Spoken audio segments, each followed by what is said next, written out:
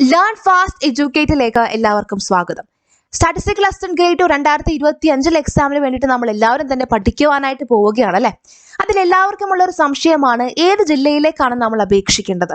അല്ലെങ്കിൽ അപേക്ഷിച്ച് കഴിഞ്ഞവർക്ക് അറിയേണ്ട ചില കാര്യങ്ങളുണ്ട്. ആ ജില്ലയിൽ കഴിഞ്ഞ എത്ര പേരാണ് എക്സാം എഴുതിയത്, എത്ര പേർക്കാണ് അഡ്വൈസ് പോയത്, എന്തായിരുന്നു കട്ട് ഓഫ് മാർക്ക്, എന്താണ് ആ ഒരു ജില്ലയിലെ നിയമനം കിട്ടുവാനായിട്ടുള്ള സാധ്യതകൾ. ഈ ഒരൊറ്റ വീഡിയോയിൽ തന്നെ നമ്മൾ ഇടുക്കി ജില്ലയിലെ സ്റ്റാറ്റിസ്റ്റിക്കൽ അസിസ്റ്റന്റ് ഗ്രേഡ് 2 നിയമന സാധ്യതകൾ എത്രത്തോളമാണ് എന്നാണ് അനലൈസ് ചെയ്യുവാനായിട്ട് പോകുന്നത്. ശ്രദ്ധിക്കുക, ഇടുക്കി ജില്ലയിൽ അപ്ലൈ ചെയ്തവർക്ക് വേണ്ടി മാത്രമുള്ള ഒരു വീഡിയോ അല്ല ഇത്. അപ്ലൈ ചെയ്യാൻ വേണ്ടി പോകുന്നവർക്കും അപ്ലൈ ചെയ്യണോ വേണ്ടയോ എന്ന സംശയത്തിൽ നിൽക്കുന്നവർക്കും വേണ്ടിയുള്ള ഒരു വീഡിയോ ആണ്. ഇതുപോലെ തന്നെ എല്ലാ ജില്ലകളുടെയും വീഡിയോ നമ്മളുടെ യൂട്യൂബ് ചാനലിൽ അപ്ലോഡ് ചെയ്തിട്ടുണ്ട്. അതുപോലെ എല്ലാ ജില്ലകളുടെയും ജില്ലാ തലത്തിലുള്ള കമ്പാരിസൺ ആയിട്ടുള്ള വീഡിയോയും യൂട്യൂബിൽ അപ്ലോഡ് ചെയ്യുന്നതാണ് കേട്ടോ. അപ്പോൾ ഈ ഒരു വീഡിയോ നിങ്ങളുടെ ഇടുക്കിയിലുള്ള എല്ലാ സുഹൃത്തുക്കൾക്കും ഷെയർ ചെയ്ത് കൊടുക്കുവാനായിട്ട് മറക്കരുത്. അപ്പോൾ ഇടുക്കി ജില്ലയുടെ ഡീറ്റെയിൽസിലേക്ക് നമുക്ക് കടക്കാം. എത്ര പേരാണ് ഇടുക്കി ജില്ലയിൽ സ്റ്റാറ്റിസ്റ്റിക്കൽ അസിസ്റ്റന്റ് ഗ്രേഡ് 2 പരീക്ഷയ്ക്ക് വേണ്ടിയിട്ട് കഴിഞ്ഞ തവണ അപ്ലൈ ചെയ്തത്?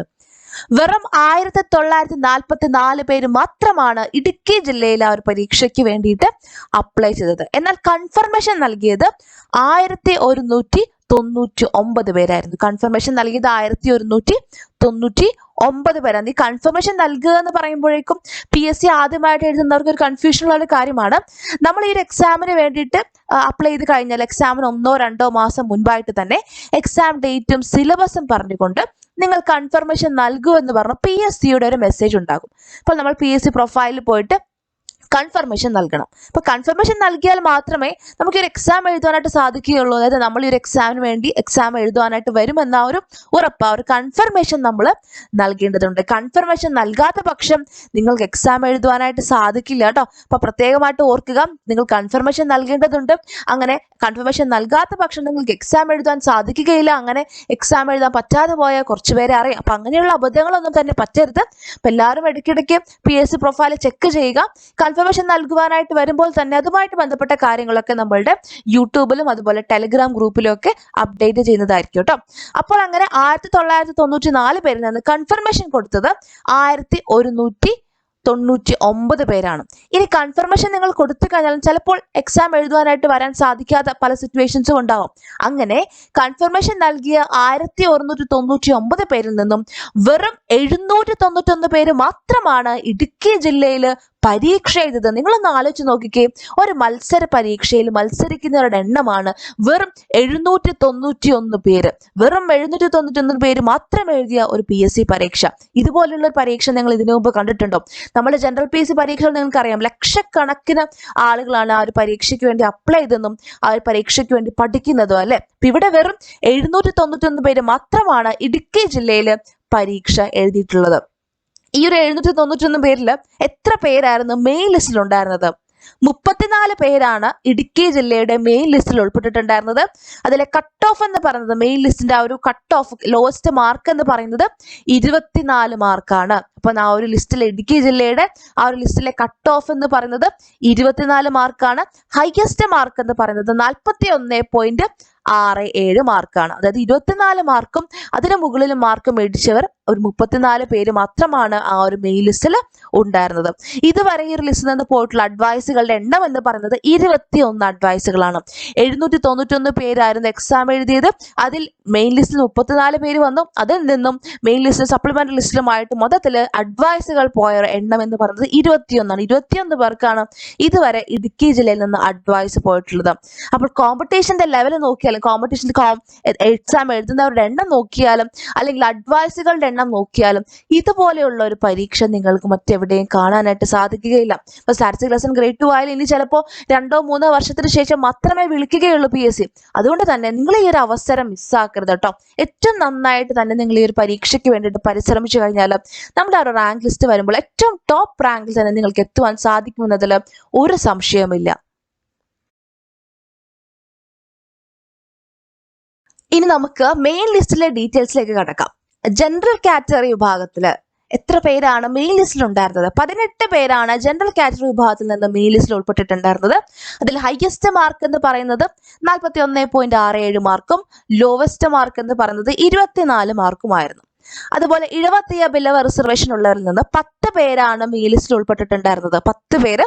അതിൽ ഹയസ്റ്റ് മാർക്ക് ഉള്ള ആളുടെ മാർക്ക് എന്ന് പറയുന്നത് 28.33 മാർക്കും അതുപോലെ ലോവസ്റ്റ് മാർക്ക് എന്ന് പറയുന്നത് 24 മാർക്കും. SC/ST കാറ്റഗറിയിൽ ആരും തന്നെ മെയിൻ ലിസ്റ്റിൽ ഉണ്ടായിരുന്നില്ല. അതുപോലെ മുസ്ലിം റിസർവേഷൻ ഉള്ള 3 പേരാണ് മെയിൻ ലിസ്റ്റിൽ ഉൾപ്പെട്ടിട്ടുണ്ടായിരുന്നത്. അതിൽ ഹയസ്റ്റ് മാർക്ക് 27 മാർക്കായിരുന്നു, ലോവസ്റ്റ് മാർക്ക് 24.67 മാർക്കാണ്. അപ്പൊ അങ്ങനെയുള്ള ബാക്കിയുള്ള എല്ലാ റിസർവേഷൻ കാറ്റഗറിയിൽ നിന്നും എത്ര പേരാണ് ആ ഒരു മെയിൻ ലിസ്റ്റിൽ ഉൾപ്പെട്ടിട്ടുണ്ടായിരുന്നത്, അതിൽ ഹയസ്റ്റ് മാർക്ക് എത്രയാണ്, ലോവസ്റ്റ് മാർക്ക് എത്രയാണ്, ആ ഒരു ഡീറ്റെയിൽസ്, ആ ഒരു ഡാറ്റ നിങ്ങൾക്ക് ഒരു ടേബിളിൽ നിന്ന് മനസ്സിലാകും കേട്ടോ. അപ്പൊ നിങ്ങളുടെ റിസർവേഷൻ കാറ്റഗറി ഏതാണോ അതുമായിട്ട് ബന്ധപ്പെട്ട ആ ഒരു ഇൻഫർമേഷൻ നിങ്ങളൊന്ന് നോട്ട് ചെയ്ത് വെക്കുക. ഇനി നമുക്ക് സപ്ലിമെന്ററി ലിസ്റ്റിലേക്ക് കടന്നു കഴിഞ്ഞാൽ ഇഴവത്തിയ ബില്ലവ ആ ഒരു റിസർവേഷൻ കാറ്റഗറിയുടെ സപ്ലിമെന്ററി ലിസ്റ്റിൽ 9 പേരായിരുന്നു ഇൻക്ലൂഡ് ആയിട്ടുണ്ടായിരുന്നത്. അതിൽ ഹയസ്റ്റ് മാർക്ക് 22ഉം ലോവസ്റ്റ് മാർക്ക് 18.67. അതുപോലെ SC കാറ്റഗറിയുടെ സപ്ലിമെന്ററി ലിസ്റ്റിൽ 4 പേരായിരുന്നു ഉണ്ടായിരുന്നത്. അതിൽ ഹയസ്റ്റ് മാർക്ക് 16.6ഉം ലോവസ്റ്റ് മാർക്ക് 15 മാർക്കും. SC കാറ്റഗറിയിലാണെങ്കിൽ 5 പേരായിരുന്നു ലിസ്റ്റിൽ ഉണ്ടായിരുന്നത്. അതിൽ 17 മാർക്കായിരുന്നു ഹയസ്റ്റ് മാർക്ക്, 11.67 മാർക്കാണ് ലോവസ്റ്റ് മാർക്ക്. എന്നിങ്ങനെ ബാക്കിയുള്ള എല്ലാ റിസർവേഷൻ കാറ്റഗറിയിലും ആ ഒരു സപ്ലിമെന്ററി ലിസ്റ്റിൽ എത്ര പേരായിരുന്നു ഉണ്ടായിരുന്നത്, അവരുടെ ഹയസ്റ്റ് മാർക്ക് എത്രയാണ്, അതിലെ ലോവസ്റ്റ് മാർക്ക് എത്രയാണ്, ആ ഒരു ഡീറ്റെയിൽസ് നിങ്ങൾക്ക് ഇവിടെ ഈ ഒരു ടേബിളിൽ നിന്ന് ലഭിക്കും കേട്ടോ. അപ്പൊ നിങ്ങളുടെ റിസർവേഷൻ കാറ്റഗറി ഏതാണോ അതുമായിട്ട് ബന്ധപ്പെട്ട കാര്യങ്ങൾ നിങ്ങളൊന്ന് നോട്ട് ചെയ്ത് വെക്കുക. അതുപോലെ ഡിഫറൻറ്റ്ലി ഏബിൾഡ് കാറ്റഗറിയുടെ സപ്ലിമെന്റ് ലിസ്റ്റിൽ, അതായത് ലോ വിഷൻ കാറ്റഗറിയിൽ 3 പേരായിരുന്നു സപ്ലിമെന്റ് ലിസ്റ്റ് ഉണ്ടായിരുന്നത്. ലോക്കോമോട്ടീവ് ഡിസബിലിറ്റി സെർബൽ പ്ലാസ്റ്റി കാറ്റഗറിയിൽ ഒരാളായിരുന്നു സപ്ലിമെന്റ് ലിസ്റ്റ് ഉണ്ടായിരുന്നത്. അപ്പോൾ ബാക്കിയുള്ള ഡീറ്റെയിൽസ് ഒക്കെ നിങ്ങൾക്ക് ഇവിടെ നോക്കാം കേട്ടോ. അപ്പോൾ ഇടുക്കി ജില്ലയിലെ മെയിൻ ലിസ്റ്റിലും സപ്ലിമെന്ററി ലിസ്റ്റിലും ഓരോ റിസർവേഷൻ കാറ്റഗറിയിൽ നിന്നും ഉൾപ്പെട്ട കാൻഡിഡേറ്റ്സിന്റെ എണ്ണം, അതുപോലെ അവരുടെ ഹയസ്റ്റ് മാർക്ക്, ലോവസ്റ്റ് മാർക്ക് എന്നീ വിവരങ്ങളെ കുറിച്ച് നിങ്ങൾക്ക് ഒരു ഐഡിയ കിട്ടിയെന്ന് വിശ്വസിക്കുന്നു. ഇനി നമ്മൾ നോക്കാനായിട്ട് പോകുന്നത് അഡ്വൈസ് ഡീറ്റെയിൽസ് ആണ്. അതായത് ഓരോ റിസർവേഷൻ കാറ്റഗറിയിൽ നിന്നും ഏറ്റവും അവസാനം അഡ്വൈസ് പോയ ആളുടെ റാങ്ക് എത്രയാണ്, അല്ലെങ്കിൽ ഏറ്റവും അവസാനം അഡ്വൈസ് പോയ ആളുടെ മാർക്ക് എത്രയാണ് എന്നീ കാര്യങ്ങളൊക്കെയാണ് കേട്ടോ. അതിലേക്ക് കടക്കുന്നതിന് മുൻപായിട്ട് സ്റ്റാറ്റിസ്റ്റിക്സ്, മാത്തമാറ്റിക്സ്, കൊമേഴ്സ്, എക്കണോമിക്സ് എന്നീ വിഷയങ്ങൾ പ്രധാന വിഷയമായി വരുന്ന കേരള PSC പരീക്ഷകൾ, അതായത് കഴിഞ്ഞ തവണത്തെ സ്റ്റാറ്റിസ്റ്റിക്കൽ അസിസ്റ്റന്റ് ഗ്രേഡ് 2 എക്സാം, അതുപോലെ 2024 ജൂണിൽ നടന്ന റിസർച്ച് അസിസ്റ്റന്റ് പരീക്ഷ, അതുപോലെ കഴിഞ്ഞ വർഷം നടന്ന റിസർച്ച് ഓഫീസർ പരീക്ഷ എന്നീ 3 പരീക്ഷകളിലും ലേൺ ഫാസ്റ്റ് എഡ്യൂക്കേറ്റ് നേടിയ നേട്ടങ്ങളെക്കുറിച്ച് കുറച്ച് നിമിഷങ്ങൾ.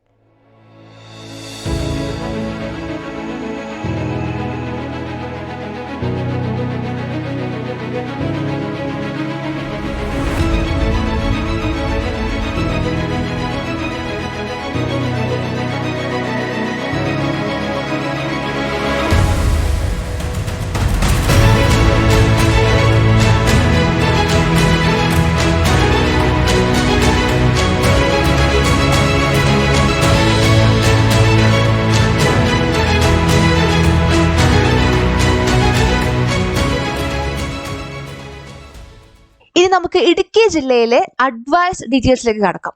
ഓപ്പൺ കോമ്പറ്റീഷൻ വിഭാഗത്തിൽ നമ്മളുടെ മെയിൻ ലിസ്റ്റിലെ 14ാം റാങ്കുള്ള ആൾക്കാണ് ഓപ്പൺ കോമ്പറ്റീഷൻ വിഭാഗത്തിൽ നിന്നുള്ള അവസാനമായിട്ട് അഡ്വൈസ് പോയത്. അവസാനമായി അഡ്വൈസ് പോയ ആളുടെ മാർക്ക് എന്ന് പറയുന്നത് 26.67 മാർക്കാണ്. അതുപോലെ മെയിൻ ലിസ്റ്റിൽ 13ാം റാങ്കുള്ള ആൾക്കാണ് 70 ബില്ലവ റിസർവേഷൻ കാറ്റഗറിയിൽ നിന്നും അവസാനമായിട്ട് അഡ്വൈസ് പോയത്. അഡ്വൈസ് പോയ ആളുടെ മാർക്ക് 27 മാർക്കായിരുന്നു. അതുപോലെ SC കാറ്റഗറിയിലെ സപ്ലിമെന്ററി ലിസ്റ്റിലെ 3ാമത്തെ റാങ്കുള്ള ആൾക്കാണ് അവസാനമായിട്ട് അഡ്വൈസ് പോയത്. ആളുടെ മാർക്ക് 16 മാർക്കായിരുന്നു. അപ്പൊ അങ്ങനെയുള്ള എല്ലാ കാറ്റഗറിയുടെയും അഡ്വൈസുകളുടെ ലാസ്റ്റ് അവസാനമായി അഡ്വൈസ് പോയ റാങ്ക് ഏതാണ്, അഡ്വൈസ് പോയ ആളുടെ മാർക്ക് ഏതാണെന്ന് അവിടെ കൊടുത്തിട്ടുണ്ട് കേട്ടോ. ST കാറ്റഗറിയിലും LC കാറ്റഗറിയിലും ഇതുവരെ അഡ്വൈസുകളൊന്നും പോയിട്ടില്ല. നമ്മളുടെ ഒരു PSCയുടെ റൊട്ടേഷൻ ചാർട്ട് പ്രകാരമാണ് അഡ്വൈസുകൾ പോവുക. അപ്പൊ അവരുടെ ഊഴം വരുന്നതനുസരിച്ചായിരിക്കും ആ അഡ്വൈസുകൾ പോകുന്നത്. അതുപോലെ വിശ്വകർമ്മ കാറ്റഗറിയിലും സപ്ലിമെന്ററി ലിസ്റ്റിൽ 2ാമത്തെ റാങ്കുള്ള ആൾക്കാണ് അവസാനമായിട്ട് അഡ്വൈസ് പോയത്. അഡ്വൈസ് പോയ ആളുടെ മാർക്ക് എന്ന് പറയുന്നത് 17.67 മാർക്കാണ്. അതുപോലെ SIUC നാടാറിൽ മെയിൻ ലിസ്റ്റിൽ 4ാമത്തെ റാങ്കുള്ള ആൾക്കാണ് ആ ഒരു SIUC നാടാർ വിഭാഗത്തിൽ നിന്നും അവസാനമായിട്ട് അഡ്വൈസ് പോയത്. അഡ്വൈസ് പോയ ആളുടെ മാർക്ക് 30.33 മാർക്കാണ്. ബാക്കി താഴെ കൊടുത്തിരിക്കുന്ന റിസർവേഷൻ കാറ്റഗറീസിൽ നിന്ന് ഇതുവരെ അഡ്വൈസുകൾ പോയിട്ടില്ല. അവരുടെ ഊഴം വരുന്നതനുസരിച്ചായിരിക്കും അഡ്വൈസുകൾ പോവുക. അതുപോലെ ഡിഫറൻറ്റ്ലി ഏബിൾഡ് കാറ്റഗറിയിൽ നിന്നായാലും ലൊക്കോമോട്ടീവ് ഡിസബിലിറ്റി സെർബൽ പ്ലാസ്റ്റി വിഭാഗത്തിലെ സപ്ലിമെന്ററി ലിസ്റ്റിലെ ആദ്യത്തെ ആൾക്കാണ് അവസാനമായിട്ട് അഡ്വൈസ് പോയിട്ടുള്ളത്. ഓക്കെ, അപ്പൊ നിങ്ങളുടെ റിസർവേഷൻ കാറ്റഗറി ഏതാണോ അതുമായിട്ട് ബന്ധപ്പെട്ട അവസാനമായിട്ട് അഡ്വൈസ് പോയ ആളുടെ റാങ്ക് ഏതാണ്, അഡ്വൈസ് പോയ ആൾക്ക് കിട്ടിയ മാർക്ക് ഏതാണെന്ന് നിങ്ങൾ ഒന്ന് നോട്ട് ചെയ്ത് വെക്കുക കേട്ടോ. ഈ ഒരു വീഡിയോയിൽ നമ്മൾ ഇടുക്കി ജില്ലയിലെ ഡീറ്റെയിൽസ് ആണ് കണ്ടത് അല്ലെ. എത്ര പേർ എക്സാമിന് അപ്ലൈ ചെയ്ത്, എത്ര പേർ കൺഫർമേഷൻ നൽകി, എത്ര പേർ എക്സാം എഴുതി. വെറും 791 പേര് മാത്രമാണ് ഇടുക്കി ജില്ലയിൽ എക്സാം എഴുതിയിട്ടുള്ളത്. നിങ്ങളൊന്ന് ആലോചിച്ച് നോക്കിക്കേ, ഇതുപോലെയുള്ള ഒരു മത്സര പരീക്ഷ നിങ്ങൾ ഇതിനു മുമ്പ് കണ്ടിട്ടുണ്ടോ? വെറും 791 പേര് മാത്രം മത്സരിക്കുന്ന ഒരു PSC പരീക്ഷ. അതുകൊണ്ട് തന്നെ ഈ ഒരു പരീക്ഷയ്ക്ക് വേണ്ടി നിങ്ങൾ എല്ലാവരും ആത്മാർത്ഥമായിട്ട് പരിശ്രമിക്കണം കേട്ടോ. നന്നായിട്ട് പഠിക്കുക. നമുക്കൊരു 6 മാസം മുൻപിലുണ്ട്. എല്ലാ ദിവസവും നമ്മുടെ ആ ഒരു ജില്ലയുടെ റാങ്ക് ലിസ്റ്റ് പബ്ലിഷ് ചെയ്യുന്ന സമയത്ത് നിങ്ങളുടെ രജിസ്റ്റർ നമ്പറും നിങ്ങളുടെ പേരും ആ ഒരു ടോപ്പ് റാങ്കിൽ തന്നെ ഉണ്ടാവണം എന്നുള്ള ഒറ്റ ലക്ഷ്യത്തിൽ നിങ്ങൾ നന്നായിട്ട് പഠിക്കുക. ഈ ഒരു 6 മാസക്കാലം നിങ്ങൾ ആത്മാർത്ഥമായിട്ട് പരിശ്രമിച്ചു കഴിഞ്ഞാൽ ഉറപ്പായിട്ടും നിങ്ങൾക്ക് ആ ഒരു ലിസ്റ്റിൽ ഏറ്റവും ടോപ്പ് റാങ്കിലേക്ക് എത്തുവാനായിട്ട് സാധിക്കും.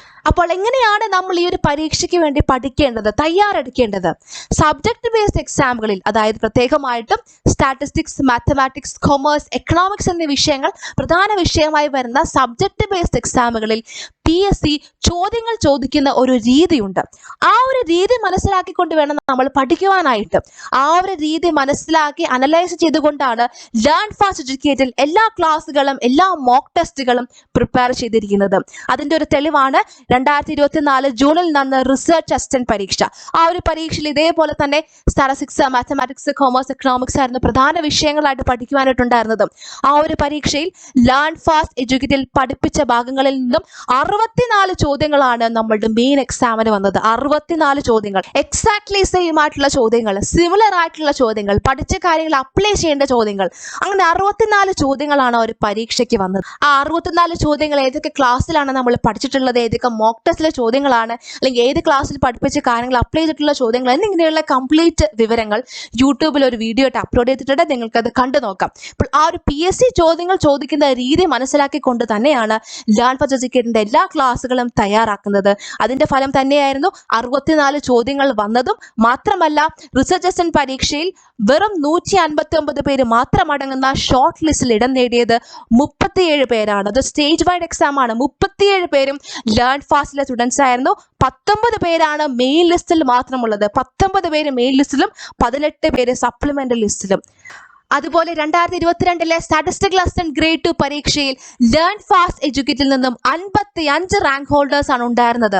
55 റാങ്കുകൾ, 1, 2, 3, 4, 5 റാങ്കുകൾ ഉൾപ്പെടെ വിവിധ ജില്ലകളിലായി 55 റാങ്കുകൾ. എങ്ങനെയാണ് ഇത് സാധ്യമാവുക? PSC പരീക്ഷയിൽ ചോദ്യങ്ങൾ ചോദിക്കുന്ന ഒരു രീതിയുണ്ട്. ആ ഒരു രീതി മനസ്സിലാക്കി വേണം നമ്മൾ പഠിക്കുവാനായിട്ട്.